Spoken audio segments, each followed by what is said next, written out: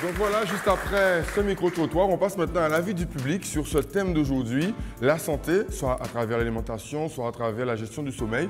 Qu'est-ce que vous en pensez? Qu'est-ce qu'on peut dire à ceux qui nous regardent et qui se préparent ou passent actuellement des examens? Donc je rouge un petit peu l'avis des différents invités sur le plateau, à savoir que la santé peut être abordée par différents aspects, l'aspect physique, l'aspect mental, et que justement il ne faut pas la négliger.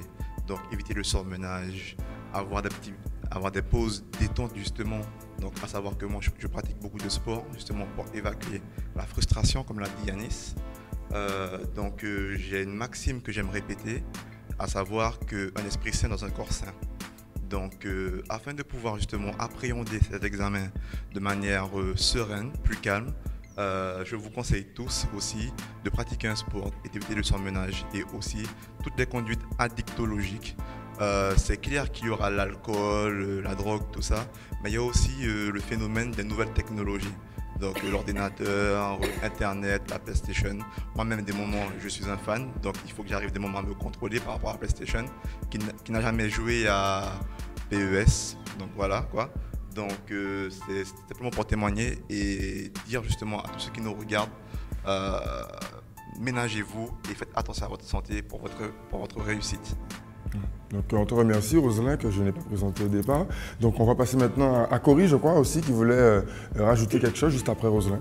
Oui, voilà, en fait je pense qu'il y a un terme qui est approprié à l'étudiant, c'est-à-dire s'autodiscipliner. S'autodiscipliner du côté de l'alimentation, c'est-à-dire ne pas manger de manière quantitative, mais surtout qualitative. C'est-à-dire que manger des fruits et légumes, manger des féculents, ne pas manger seulement ce qu'on a tendance à faire quand on ne vit pas chez maman et papa, faire des pâtes, enfin la cuisine rapide. D'accord? Et puis savoir également s'autodiscipliner dans le sens du sommeil. Prendre sur soi et se dire que bon, il y a certaines activités, parfois il faut les mettre de côté pour pouvoir avoir un repos constructif. Donc par exemple, nous vivons dans des régions magnifiques et moi, ce que je fais pour pouvoir me détendre, je vais à la plage. Voilà. Donc on retient le conseil, hein, aller à la plage, c'est bon pour la santé et c'est bon pour l'examen. Donc je vous propose que maintenant on passe à un sujet justement qu'on a réalisé sur ce point, donc toujours sur la plateforme de Culture Campus, donc ce programme éducatif qui donne ce type de conseils. On revient sur un des sujets qu'on avait réalisé à cet effet, donc sur la santé en période d'examen. Si on considère que le cerveau c'est une machine, un moteur qui produit de la mémoire, quels sont les éléments essentiels qu'on va trouver au niveau de l'alimentation? Tout d'abord, les acides gras insaturés, qui font qu'on ne retrouve dans les huiles végétales, notamment comme le colza. C'est un élément important parce qu'il forme la membrane des neurones, c'est-à-dire la cellule nerveuse. Autre chose, les glucides, on va penser que c'est l'essence du moteur. C'est plus de 50% de la ration énergétique journalière sous forme de sucre rapide. Et la bougie, c'est quoi? C'est la vitamine B1. La vitamine B1 qu'on trouve dans les légumes secs, les légumes verts et les fruits. Donc vous avez à peu près tous les éléments. Qu'est-ce qui manque maintenant? C'est l'oxygène, important pour faire brûler tout ça et apporter l'énergie nécessaire au cerveau.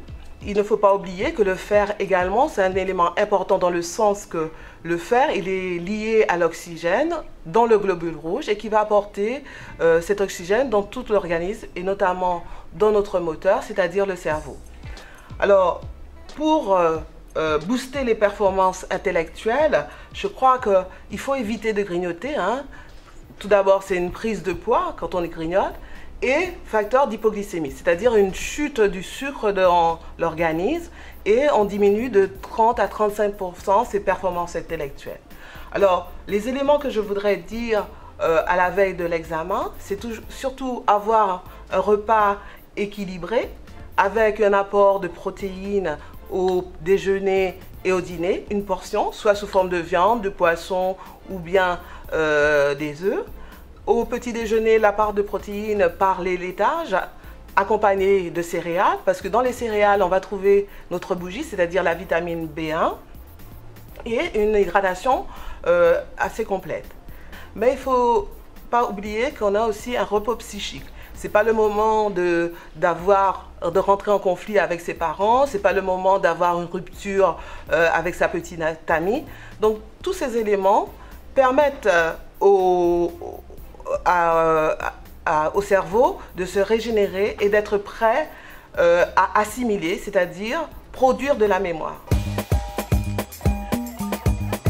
Au niveau, on va dire conseil, on va dire pratique, je dirais que la règle des 3 tiers à la mode dans le monde du travail est un bon exemple.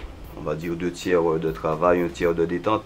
Dans votre journée, si vous travaillez 2 heures le matin, 2 heures le soir, 2 heures l'après-midi, et ajouter 1 heure de détente serait très bon, notamment pour l'apprentissage. Il faut éviter en fait les journées de révision sans aucun moment de détente, notamment en buvant beaucoup de café. Ce n'est ni bon pour la santé, ni bon pour l'apprentissage. Vous apprenez pratiquement rien du tout. Parce qu'en fait, une des principales causes d'échec aux examens, c'est le stress. En fait, toute activité qui permet de diminuer, d'apprivoiser ce stress est un facteur important de réussite aux examens, donc notamment le sport.